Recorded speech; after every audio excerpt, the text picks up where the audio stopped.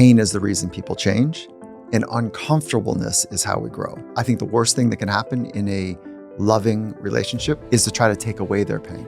It seems so counterintuitive to the act of love, but to minimize or tell them it's just going to be okay, rather than sit with it and witness it and hold space for them to fall into 1,000 pieces, cry until they don't want to cry anymore, or to get pissed off or whatever it might be, but just to hold space and witness it. That's where healing takes place at a deep level, is a radical gift of love.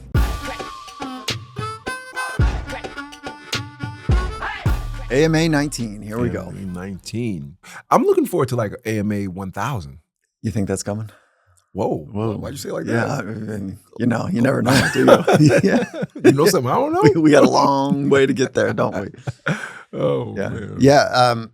Look, this is always a highlight for me. And so I'm stoked to do this with you. I love doing it. And I find myself getting geared up about the questions because our community is smart. Yeah. And I just want to do service to the science, to all the people that have taught me so much, in locker rooms and on the field of play and boardrooms. And I want to just make it real for us. And so those are the nuances that I'm trying to balance. And I feel like it's a wonderful challenge. Well, Dr. Mike, I'm so glad that you said you're geared up for the questions because, as you know, I review the questions and get them. And this first question. Okay. This is a special one. Before I even get to it, though. You're making me nervous. No. I don't want you to be nervous. Good. It's a very direct, short question. Don't be nervous. You're Apollo Neuro. Now, obviously, what I'm about to ask you doesn't apply to us because it doesn't work for us. But there's a love. There is a setting protocol. And apparently, I think it makes men tired, right? It doesn't work well for us. But the design of it. You keep going. But the design of it. But the design of it, right? Mm-hmm. What am I saying after the design of it? for women. But the design of it works well for women. Why does it make men tired? Why do we get tired? I mean, I haven't tried it yet. Well, they designed it for females to be more ready for sex. Okay. Yeah, and so I don't know how to dip into the technology and the algorithm that they built. I have not had the chance to ask Dr. David Rabin, the founder of Apollo. Yeah, shout out to David. I mean, what they're doing is really cool. Yeah, and I wear it on a regular basis, and so it helps me downregulate. That's why I use it. But there are some settings that women might be interested in. I heard that. There might be some settings. My person wears it on her ankle all the time. I ask her, I'm like, why do you wear it on your ankle? Because you look like you just got out of jail. You know what I'm saying? The streets is hot right now. I can't be walking around with you with an ankle monitor. Oh my God. You see it does look like it. I'm looking at it right now. No, I'm like, what are you doing? Take it off your ankle. That is so funny. Kaisa, how come you don't wear it on your wrist? Yeah. And do you set it on the the automatic settings where they just kind of go throughout the day? Kaisa, can I ask you a question? Sure. Have you ever set it on a love setting and didn't tell me? Oh my God. Oh God. Yeah. The laugh says it all. I know, right? Wow. We're going to talk about this after we finish. Talk. Let's get into the questions. Good man. This question is from Sven. Sven says, I like the way I said Sven. My question is simple and can be as deep as you want it to be. What has been your biggest failure so far, and what lessons have you learned from it? I don't think about life that way. And I hesitate because I want to give an answer. I want to give an answer about failures in my life. And one, my failures are immaterial to anybody else on the planet. So they're my failures because of my unique experiences and my inabilities to go for it. But I don't think about life that way. I don't frame my experiences as successful or failures. It's more about adapting and figuring out to the best of my abilities. And sometimes I do a great job of it and sometimes I don't. Sometimes I'm able to show up and be artistically expressive, and other times it's hard. But I don't think about them as failures and successes. There's times when I come up short and times when I struggle to really go for it, and times when I let it all hang out and it either works or it doesn't. So how do you answer this question? Well, I mean, I was going to answer it in the The very concrete. the concrete cliche way. When I heard you talk, I don't view it that way neither, No, Sven. no, look, come on. If I'm being completely honestly and Yeah. totally, man, I can't believe I'm about to say this 'cause I'm super private. I'm super private. But if I had to respond to that and say what I view as my biggest failures is my strained relationship with two of my kids. I have a strained relationship with them, and I don't think any person any father or parent starts off wanting to have planning, to have a strained relationship with their children because I certainly thought that was never going to be the case with me, and I have a strained relationship with them, and so that's probably the biggest thing on my list, the number one thing on my list that I want to resolve because I never thought it would be me. Mhm. After just listening to you talk, and I'm not just bullshitting you, that's a beautiful way to view it. That no, that's a beautiful way to view it. The way you worded it was just excellent. Like as opposed to viewing it as a failure, what did you say? I don't want to butcher your Yeah, words. like So what? I mean, I would use your example in this moment to say like failure as a dad seems way too like I don't know. I even have a hard time thinking about even some of the most egregious behaviors as a failure. If I take my imagination to like the worst parent, and I mean that like that parent should be locked up, like they're Yeah. harm to other people. I think I can get my head around that that's a abject failure. And then the other part of me is like, this is the humanities in me. It was like, it's complicated. So I just don't, square the black and white, Yeah. the success failure thing. It's too nuanced. And like you as a dad, I'm sure that there was moments in time that were great, and there's more moments that you haven't been there that you'd want to be there, and there's times when you'd want to be there in a different way. So I don't know. Just can't figure out how to square the whole thing to a check the box or an unchecked box. I don't. As I was buying time, thank you for sharing. As I was buying time, I still can't find an example. I'll tell you one that the only thing that came up, which is um, not nearly as meaningful or intimate as what you shared, is that I was, I was probably about 28 years old, and I was brought in to do a clinic. And so there was a sport, and it was parents and athletes to do a small little clinic. And it was about a 90-minute session. I was a participant in it. And it was really casual. It was, I had just gone surfing and I quickly ran. I was late. Okay. So I guess you could check a box failure for that, but again, this is not how I think about things. And I was late. I was running to it. And I knew exactly what I wanted to say. I was preparing myself out in the water, but I knew exactly how I wanted to capture this opportunity. And I thought it was amazing. We got to a 45-minute mark. We take a break. And a woman comes over to me and she says, thank you so much. This is embarrassing, but your zipper has been down the entire time. I didn't have underwear on. Yeah. Just got done with surfing. Oh my God. Yeah. So I think Yeah. we could check the box on maybe failure to like really attend to the details there. Yeah. Yeah. And what do you do? What do you do in that moment? Yeah. I was like embarrassed, and now I had to go back on and do my thing. Yeah. And so, so there's like a failure to prepare. I Yeah. was late, and like I didn't take care of an essential detail. Yeah. And so I don't know, like I just don't hang across the whole thing. Life is a failure or success. Why do you think we as a society do that? Because That's easier.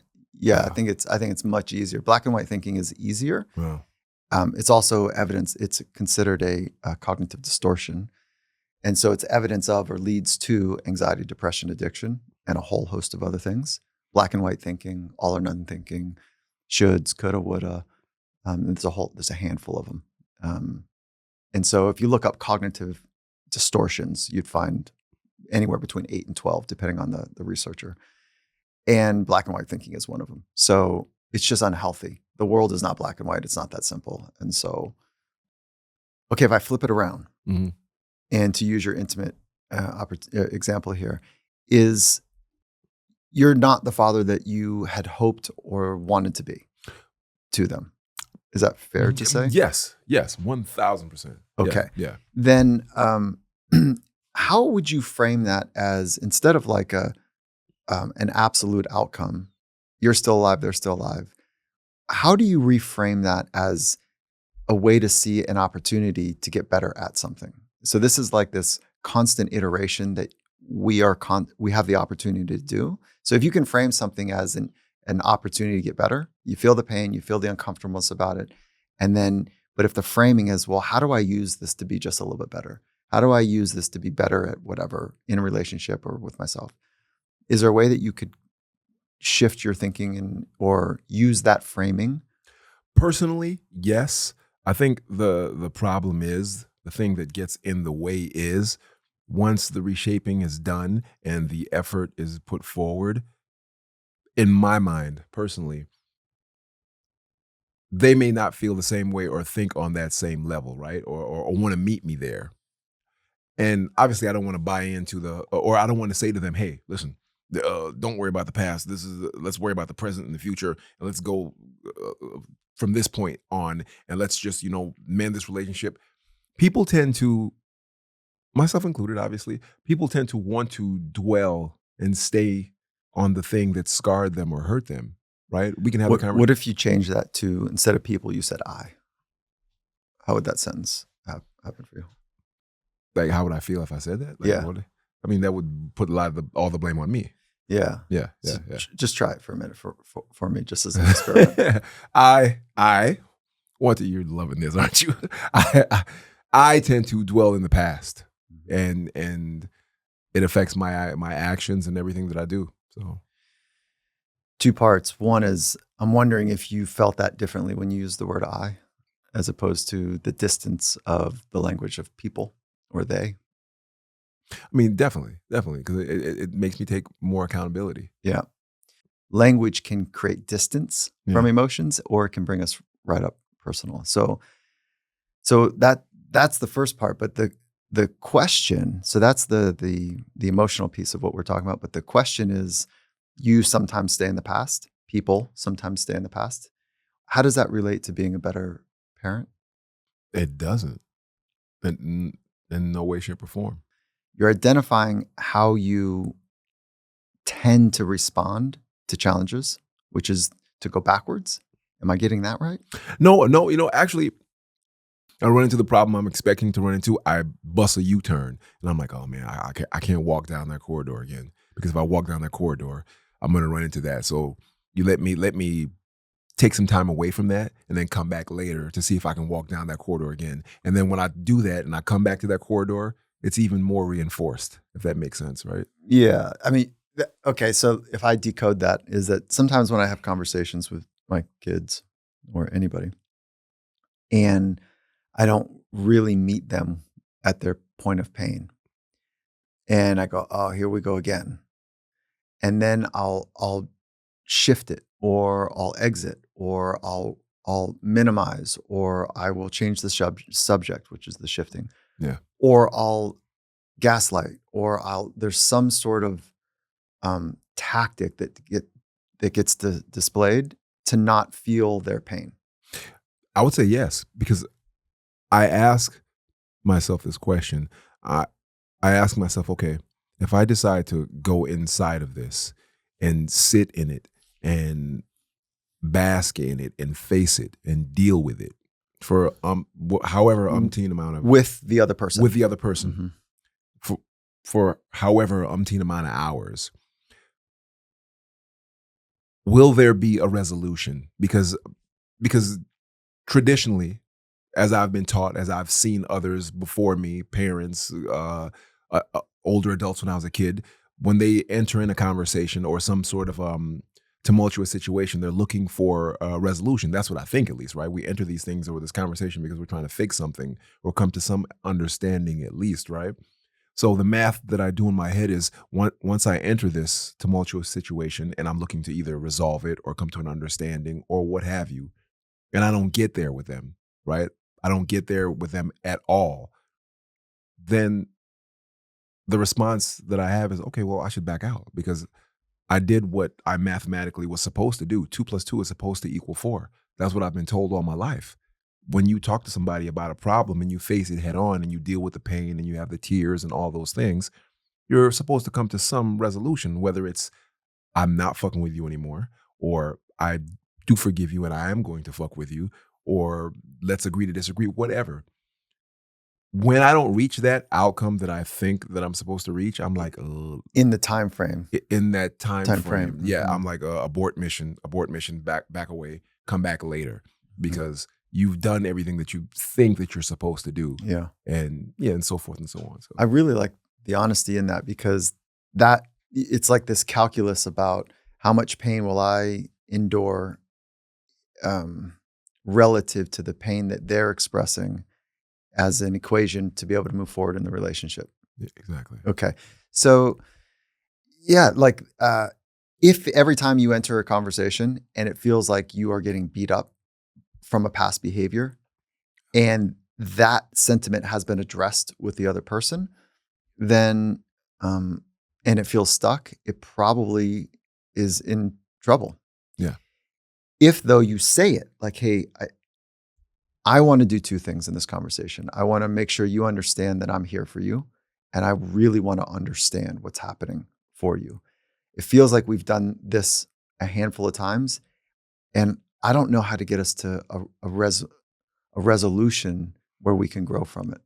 And I want to talk about that too. So you call the thing out that you're wanting to move directionally to, but not run over the emotion piece. There yeah, might be something in that. And it might, I can't speak to your relationship with your kids, but this is why I highly recommend with complicated relationships to have a witness, to have a skilled person that knows how to help navigate the relationship. And that psychologist, the client is the relationship, not you and not the other person, but the psychologist is seeing the relationship as the client and they're holding the sanctuary for that relationship to grow and to figure out and to change in some respect, or to just call it what it is. This is how you guys do relationships, and maybe it's going to always be that way. I would recommend that. yeah, And even if it's with, you and a kid or you and a loved one or you and a parent, if we feel like we are stuck in the relationship circle that you're navigating, having a highly skilled witness to be able to help navigate it, I don't know, just a handful of sessions, I think you'd find like a remarkable change. yeah. Yeah. Yeah. So sorry, I can't be of more help for you No, no, here. no. You're a great deal of help. You're a Mhm. great deal of help. Yeah. Damn it, Sven. These Sven, questions. failure, Sven. Mm. All right, next question is from Alex. Dr. Mike, is there a way you can train and develop someone to have high levels of purpose or motivation without having some significant form of pain to motivate them? It seems paradoxical that we strive to provide a world built for the next generation to excel, but doing so while protecting them from experiencing high levels of trauma. We've seen in the Olympics and professional sports many examples of athletes who have used the pain and trauma as a driving force for taking action. How do you develop that same drive with someone who hasn't been given those experiences? I think what this question is referring to is something that I say a lot, which is pain is the reason people change, and uncomfortableness is how we grow. So there's a tension between pain and uncomfortableness. I'm not talking about physical pain. I'm talking about the emotional pain that we all have, and to honor it, to see it, to understand how it's impacting the choices that we make and the actions that we take. So, and I'm not suggesting we just got to sit with pain or cause pain for other people, but there's pain that we all have.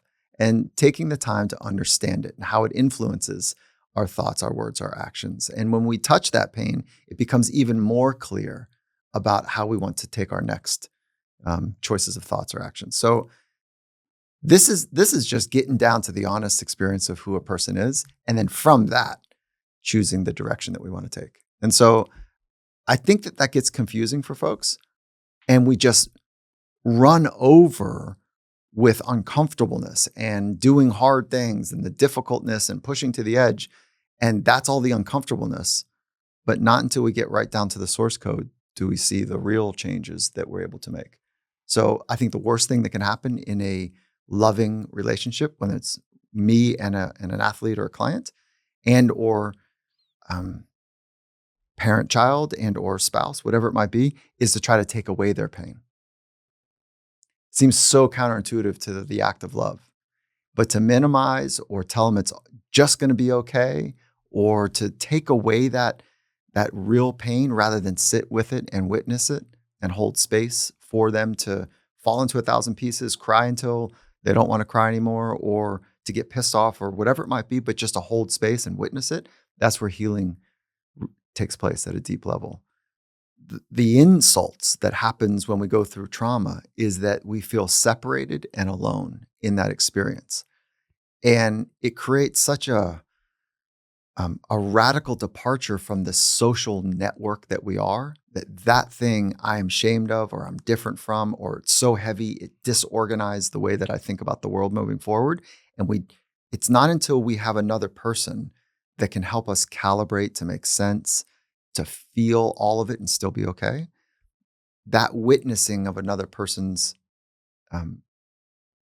trauma or pain or emotional upheaval, just holding space for that is a radical gift of love, as opposed to like, it'll be okay. Sometimes that's okay. But when that is like the flavor of the conversation, as opposed to just kind of a kind word, it's very different. So let me ask these a couple questions, and let me know if I'm getting off track here. Listening to Alex say that he thinks it's paradoxical to try to, shun the performer or the child or your friend, whoever, from pain when you needed to become this high level performer. I mean, I think we've all, I know I've seen, I'm making a grand assumption here, a blanket statement, because they could have been dealing with a lot, but I've seen people go through adversity and become better athletes or better performers through that adversity. Then I've met other people that seem like life was just a cakewalk. Things just fell into their lap and they still were able to perform at a ridiculous high level. So the I shouldn't say issue I take with this question, but when he says it seems paradoxical, it seems like he's saying that you need the trauma in order to become a high level performer. And is that the case? That isn't the case, right? My experience is that none of us are getting through this life without some sort of trauma. Yeah. Damn. Yeah. Have you had trauma? Too late. Yeah. I got a lot of trauma. Yeah. Micro traumas, big T trauma. What's the difference? Micro trauma, like big T trauma, are the things that most people go, oh my goodness. Micro traumas could be a series of very small, seemingly small things, but added up over time, it's like, whoa, that's pretty heavy. I'm hesitant to say big T traumas because if I said, yeah, I've had some big T traumas, but I feel good, I feel like people will look at me like, oh, you're going through it. You're just hiding it. You're denying it. That's cool too. Though. Just the fact that you're aware of it, is cool. Well, how do you know if you're in denial? Because I mean, wow, I had this conversation earlier this morning. This is where relationships, people hold up mirrors. This is why a community is so powerful, is because you'll do something and your partners will be able to say, "What'd you just say?" Yeah. Yeah, so I totally cut you off, but keep it going. No, keep it going. No, I mean, because in my head, in my twisted, demented head, things are great, man. You know what I'm saying? I feel good. I wake up, I'm like, yeah, let's go. What we doing today? And then when you do something that's triggering to a partner, friend, a child, whoever, a coworker, whatever, and they, for lack of a better word, psychoanalyze you, and they say something you're like, I didn't think I was hiding any childhood trauma. I just ate the yogurt in the fridge. What you mean? I'm going through something. I'll buy you another yogurt. Why didn't you calm down?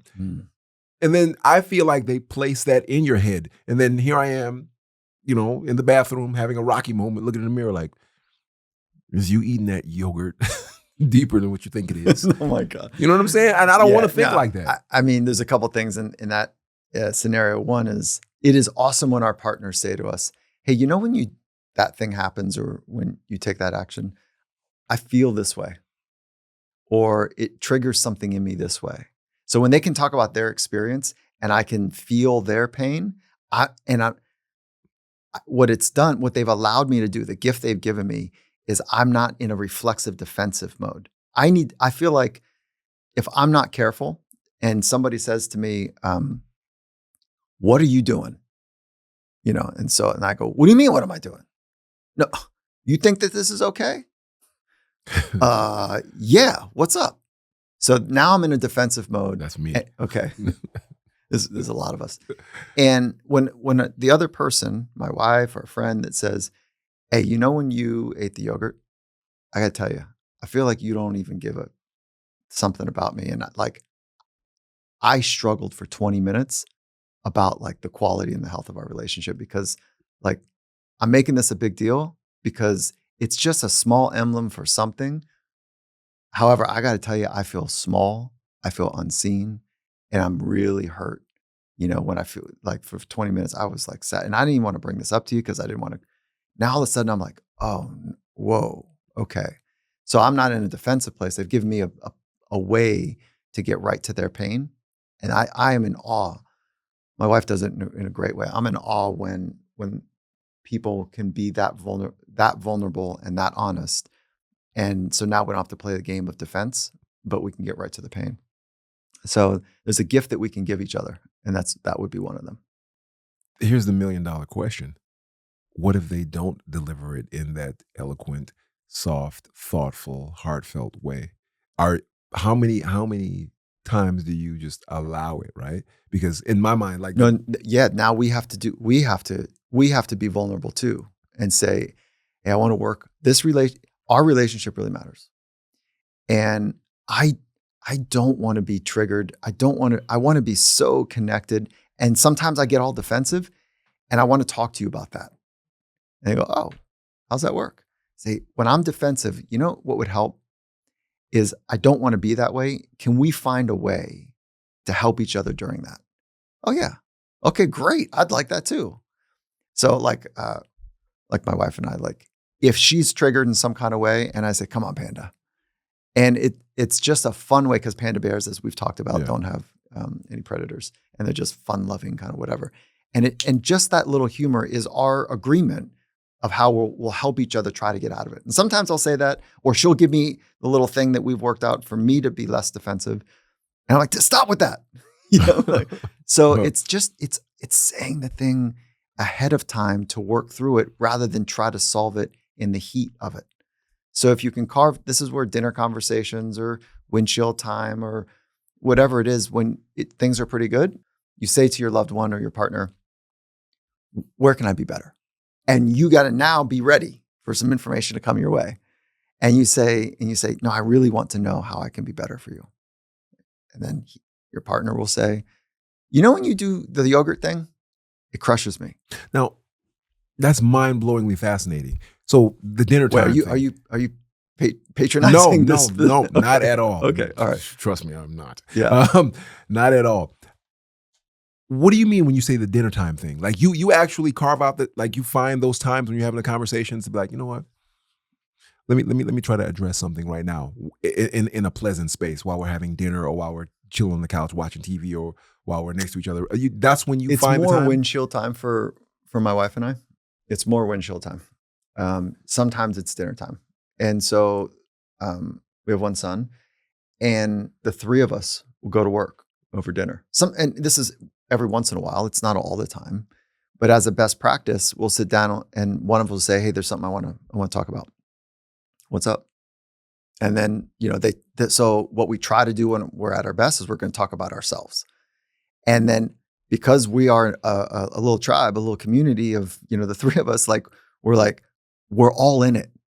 Meaning that if my son's going to say, hey, this thing's happening, which he does this very rarely. He's 15, it's more my wife and I, and we're modeling. Yeah. And if I'll say, hey, there's something I want to talk about, like this keeps showing up for me and I'm struggling here, that they both care about me. So they're like, it's easy to get defensive that I'm pointing to them.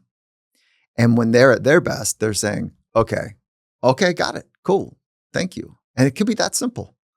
And the message has been carried. The assignment is clear. But sometimes they'll say, that's on you. I'm telling you, like that, you got to go to work on that because that spilt milk that we're talking about, like I have no energy around that. So do you want to talk about that, Mike? So that's how these conversations go. Sometimes they're easy and eloquent, short. Sometimes they're, they're holding up a mirror, and other times they get triggered too. And so having ways to navigate at least those three scenarios is really cool. And the only way to do it is to practice. Let me tell you why I said that's mind-blowingly crazy to me, because if I'm at dinner and a loved one, friend, or whatever, first of all, I hate strong, I know, right? Yeah. I'm saying, you're coming strong. Can I talk to you for a second? If you send that to me in a text, you'll never hear from me. Because? I just don't like, I don't know why. I don't know if clearly it's from some trauma, but everything is from some trauma. It's triggering. Can I talk to you? Can you call me for a second? Anyone who knows me, friends, loved ones, if you cannot send me a text like that, just call me and talk to me. Because so you don't want the warm up. I don't want the warm up. You don't want the no. My wife is the same way. Like if I send that text, I've learned not to send it because right away she calls and I'm walking into a meeting, but I just want to, so we don't do it that way. But if somebody says it to me, I love it. I'm like, oh, something's up. All right. So then it gives me a chance to kind of get my best uniform on. Like I know What? that. Really? Yeah. Oh yeah. I love it. It helps me tremendously, but it's anxiety provoking for people extremely. as well. I delete their number. If you say delete, block. I hate. Can I talk to you for a second? The world might as well be blowing up. You'd rather somebody just call you? Just call me. Say, just call me. If you're gonna drop a big bomb on me, call me. Don't say, "Can I talk to you for a second?" You'll never hear from me ever again for the rest of the time the universe exists. What if I'm not in the mood to call? Just call. Don't send that text. Wait till you get in the mood. Wait until you get in the mood. Got it. And as far as the dinner time conversation thing, that is even more mind-blowingly fascinating to me, because if we're at dinner and we're having a perceived good time and I'm eating my food and I'm like, hey, how's it going? This is crazy. I did this at work yesterday. And you hit me with a, hey. Something I want to talk to you about? Something I want to talk to you well, about. You just told me I could hit you when I'm ready. You're right. I just don't like that. You just don't like it. What is it that you don't like? Well, for as far as texting that to me, the warm up gives me anxiety because I don't know what's going on. Totally I can't get to you immediately. Yeah, as far as saying it to me during dinner time, you're destroying and taking away my peace at this very moment. But I'm right unsettled. Now in time. Are we partners? Yeah, are we in it? Yeah, We're friends here? Yeah. I'm unsettled. But say it to me after dinner. Say it to me when we're arguing. So I got to dance around you now. Yeah. And bigger than that, I'd rather have the fight in the fight. In the fight. I want to beef when the lava is around us, because it's beefing time. Yeah, there you go. Rather than if we're in the field of daisies and roses and whatnot, why would you choose to hit me with something? It's safe. Interesting. Right now, I feel like you're in a great place.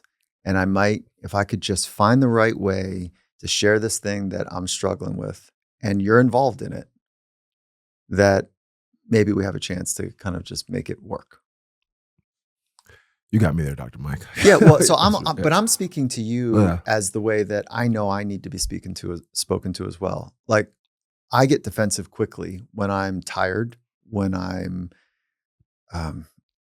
in a place where like I feel like I don't have capacity. Like I see me in your response. So I'm speaking to you the way that a mentor of mine speaks to me, which is like, oh, okay, so you're kind of impossible to deal with. You can't do it this way. You can't do it that way. Well, what is the right way for you, Mike? Because there's other people in this world that have, some real experiences going on. So let's play it out. What is the right way for you? What is the right way? You want to give you the dinner scenario or the texting scenario? What?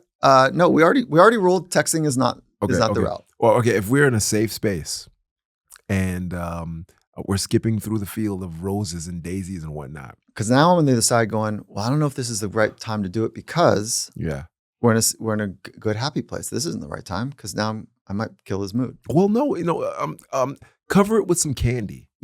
Cover it with some dark chocolate. Cover the truth. Yeah, as we're skipping through the field of daisies, bump me and be like, it's great. Oh, it's great. Well, I don't like when you eat the yogurt, and then slowly, progressively, be like, no, I really don't like when you eat the yogurt. No, well, is it okay? Can I ask you? I don't like when you eat the yogurt. Like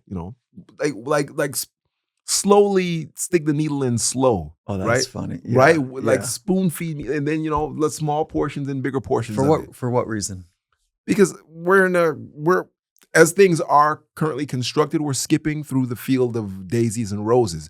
Don't hit me with something that's going to change the mood, the tone, everything immediately. Don't drop that hammer on me immediately.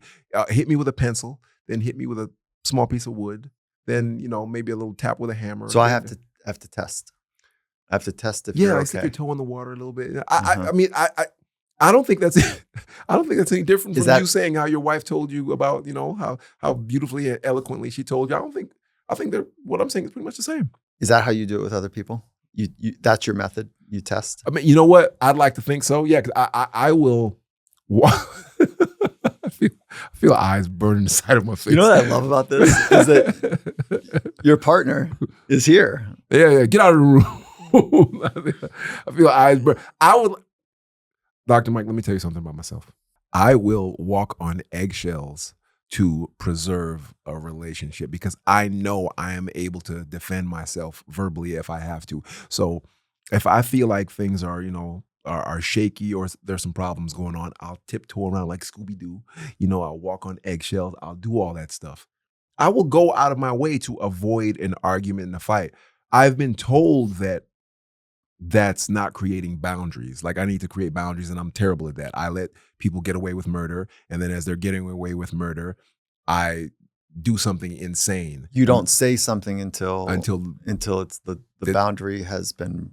Precisely. I view it I as, see. no, I'm trying to let you work out and exercise whatever you have going on. So I don't seem like I'm too abrasive. So I would like that reciprocated to me, rather than we're in a joyous situation and you just hit me with I don't like when you do this. And I'm like, why would you say that now? The sun's out, butterflies are landing on my finger. Things are wonderful. Why would you destroy this wonderful moment? So that's an attack on me now. If I say that, if you and I are in that conversation, I bring it up and you say, well, why would you do that now? And I'm like, oh man, I don't know how to do this. So I got to work extra hard because your desire for status quo is so high.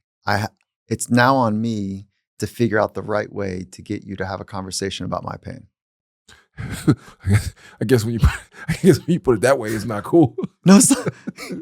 I see you in me. I see you in me. Okay. Oh my God. I guess when you put it that way, yeah, sure, Dr. Mike. Yeah. So but you also said something super benevolent, which is super loving, which is like, hey, we're in this thing together. There's lots of space for us to explore, to do some things. And I'm just going to not be a nag. I'm not going to address things as each little thing comes up. I don't want to be controlling, but at some point, it's going to feel like we're sliding down a cliff at too fast of a pace, and then I'm going to address it. Yes. Yeah. There's something that is like really loving about all that space. Or you could say, I put it all in a closet and I wait to use it as ammunition. Yeah. Oh God. Anyway, you wouldn't put it. Yeah, I like your way better. Yeah. You know what? I'd like to have Kais on at some point. And I forbade that. You did it to Lisa and I, my wife and I. Like that would be perfect. God. Oh my God. Yeah, as he gingerly looks. Yeah, that's great. Oh my God. Yeah, I'm not sure exactly where we got to, but like the idea that is in my head is relationships are complicated. Yeah. And you have your framework, I have my framework. And when we're trying to, you have your traumas, I have my traumas. You have your triggers, I have my triggers. And we're trying to create a harmony in taking care of each other for a better future, a future together. Humans are the most complex, and then relationships are even more complex. And I can't imagine that my wife and I would be in the type of relationship we are without support from a highly trained psychologist. I cannot imagine it. I can't imagine that I could possibly navigate all of my intricate ways and her intricate ways, and we would be okay without literally a highly trained professional saying, well, so how do you think this is going to work? Yeah. And so anyways, we make investments in all parts of our life, I want to make an investment of time and money with my relationship. Yeah. And so maybe go find somebody. Damn, Dr. Micah. Why not? Why not? I love you, man. Why not? It makes it so much easier. It makes it so much When, easier. are yeah, you a yeah. coach when you're rolling and doing your jujitsu? Is Yeah, jujitsu now the we're only? talking about Now something, we're yeah. back in the Yeah, zone. yeah. Is jujitsu your only art? Is it the one art? No, boxing, Thai boxing. Okay. 'cause I went- So have you ever coached anybody? yes, I have. Why would you I do that? actually have. Why would you coach somebody? I asked myself that question when I did it twice. It was nerve-wracking. Well, it helps them. You're helping them. I guess. Yeah. Well. Yeah. Yeah, right. And Yeah, why would you yeah. want to be? Have you ever been coached? Yes. Yeah, of course. Yeah. Because somebody outside that's not living in the first driver approach of your own life can see things more clearly. And they can say, oh, you know what? You're dragging your back foot, or you're dropping your shoulder, or you're looking at the hip before you actually, Yeah.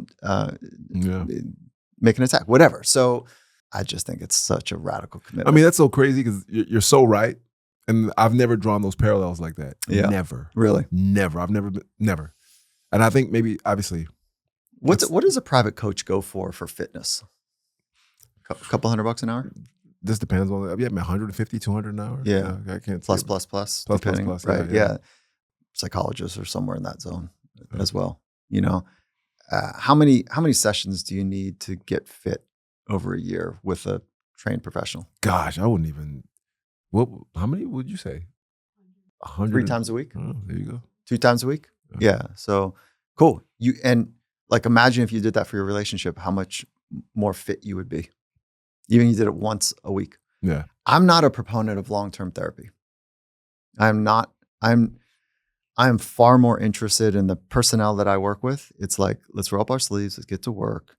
Let's get right to the core of it. Let's find some ways to train, and then let's come back at some other point later. Yeah. And so the long-term thing is not my jam.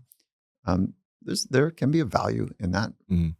But if you just did a handful of sessions over 3 weeks, 3 months, and you did once a week for 3 months, 12 sessions with your partner, $1,200, $2,400, somewhere in that neighborhood, that's a rad investment. Yeah. Yeah. I mean, you're right. I want to disagree with you wholeheartedly because everything in me was like, no, but you're right. You're right. The parallel that you draw with coaching sports and athletics and that's all right. that. Yeah, it's the same thing. Yeah, it's cool. The same thing. Make it cool. Make it cool. We're looking to you. Make it cool. Mm-hmm. Next question is from KJ. Yeah. I'm reaching out as a father of a driven 16-year-old who is ambitiously navigating his way through a demanding high school curriculum of honors and AP classes, alongside his passion for playing football.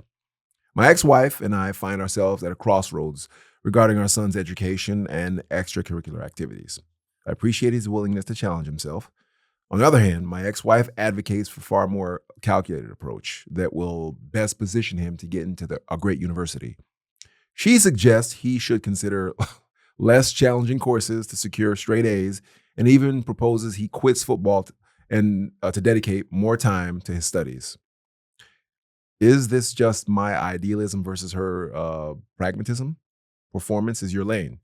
Do you have any advice on what approach would be best for our son? Oh, that's complicated. You got a strained relationship. I'm assuming strained. You've got 2 different philosophies.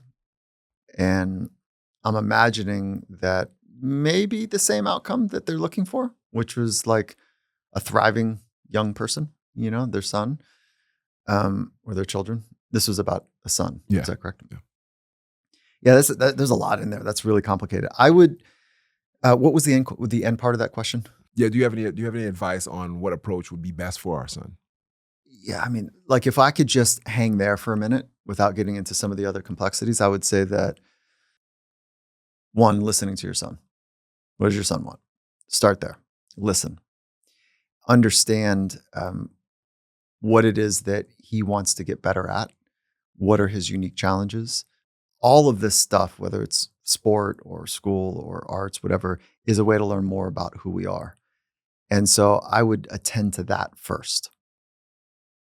Period. Full stop. Now, the anxious part of parenting is, well, if a certain number of things don't fall into place right now, the future is going to be way more complicated, or options will be reduced. And if we don't get into a top 25 school or top 10 school,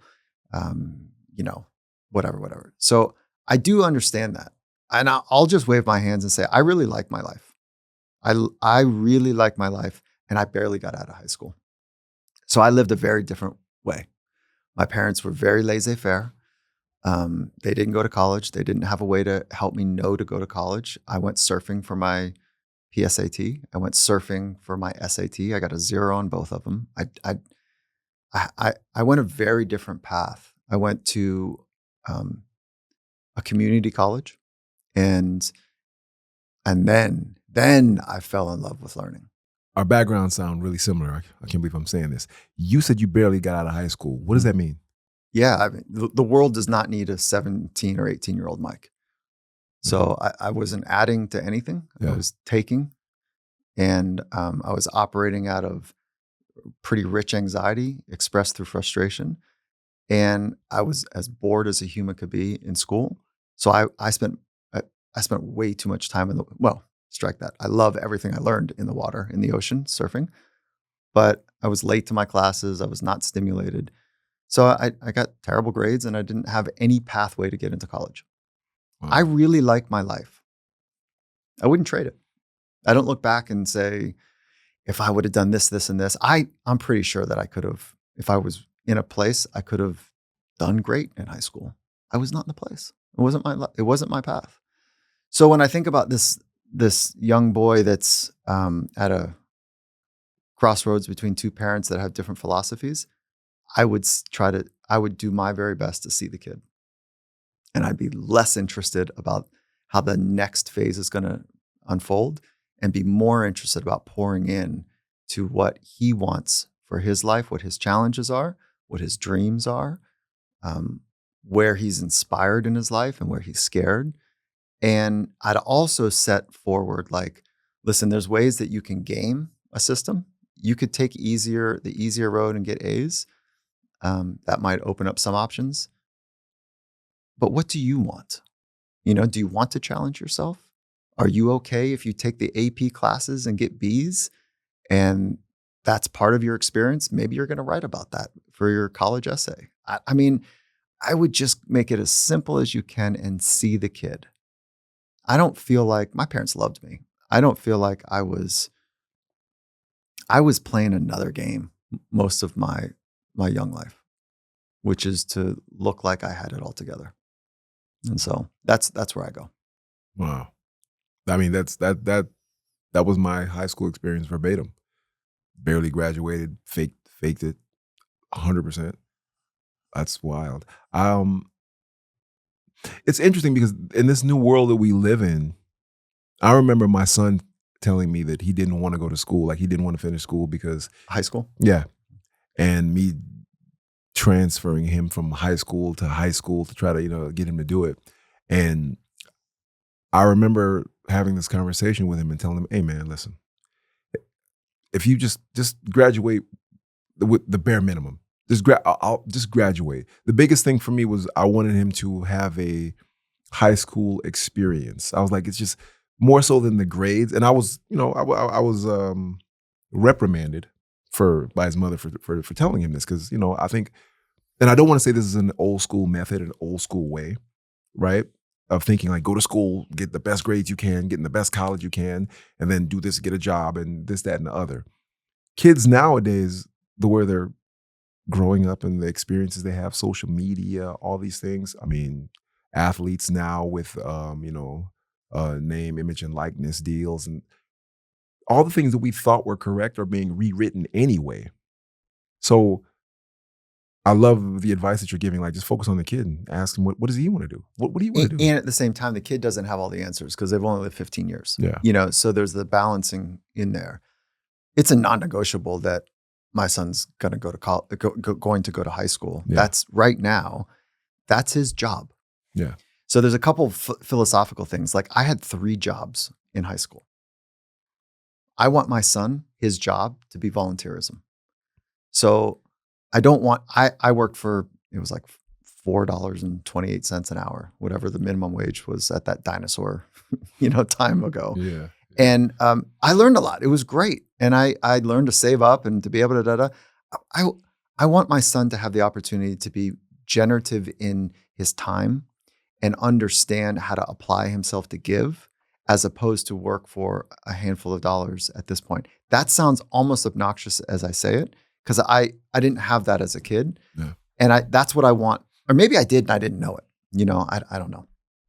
But that is how I want. So his job right now is to go to school and to get his footing to be a global citizen, to apply himself to be his very best on a daily basis. Just do your best work, son. Just do your best. Apply your best. So I've got, some shorthand processes that we put in place before he gets out of the car when I drop him off in the morning. What are your goals today?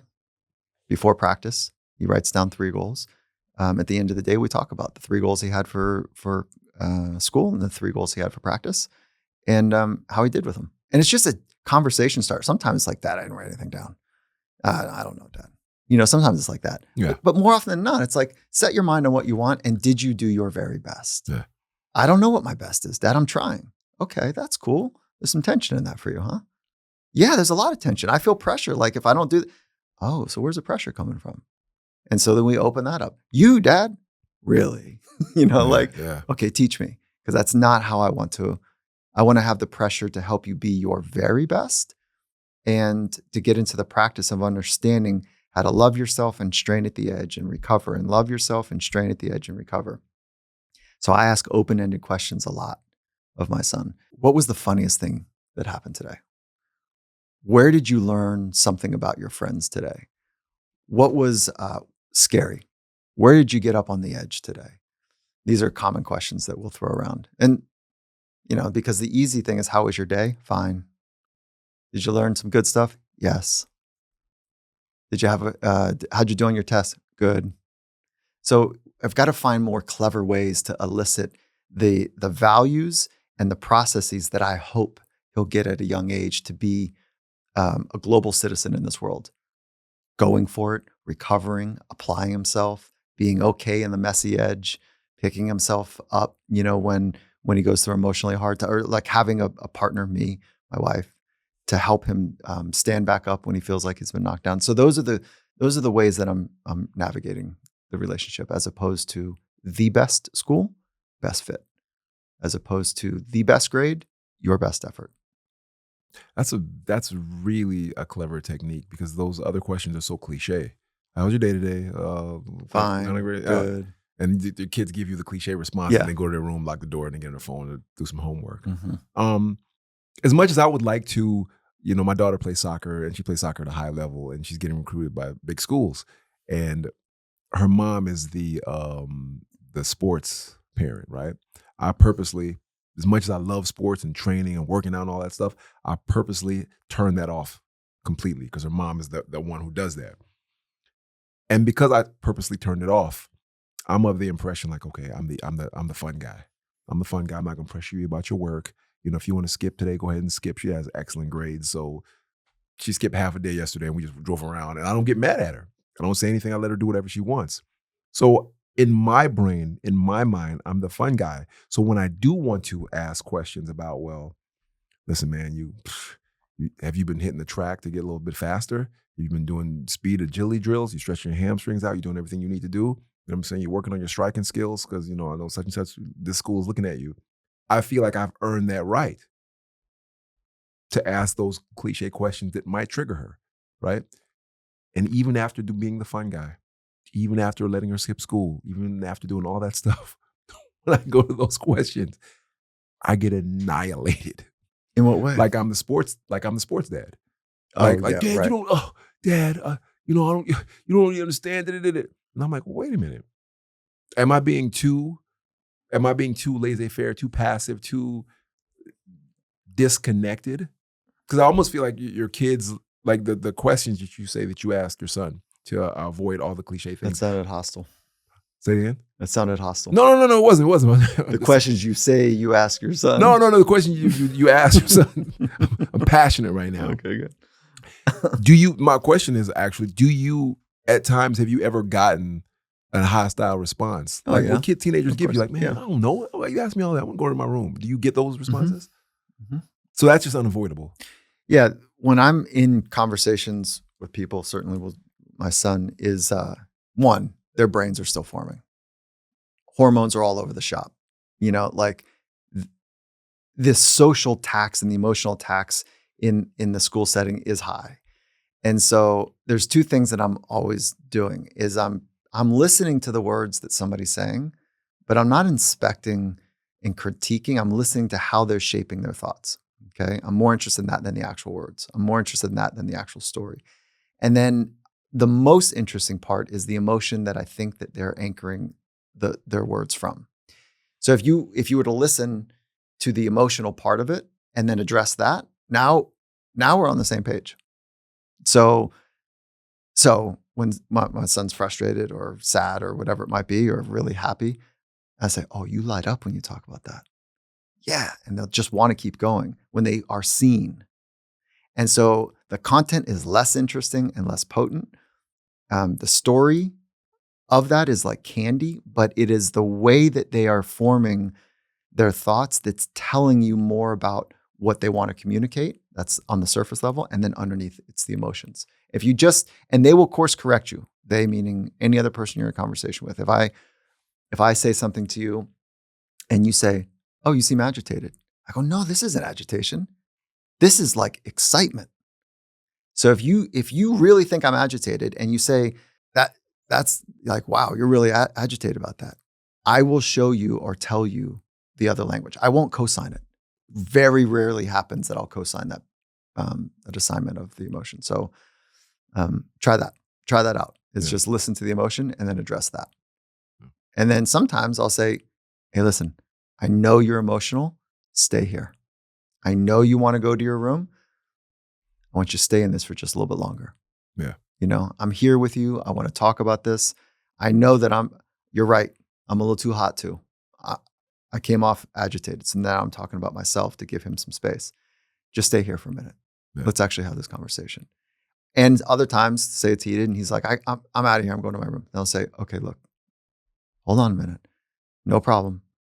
But we're going to talk about this when you come out. Let's finish this, before bedtime or before dinner or something like that."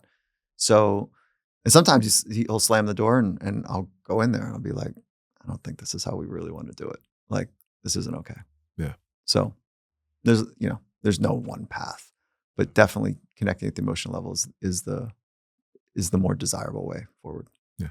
I feel like through this whole AMA, I've made myself sound like I'm a slickster.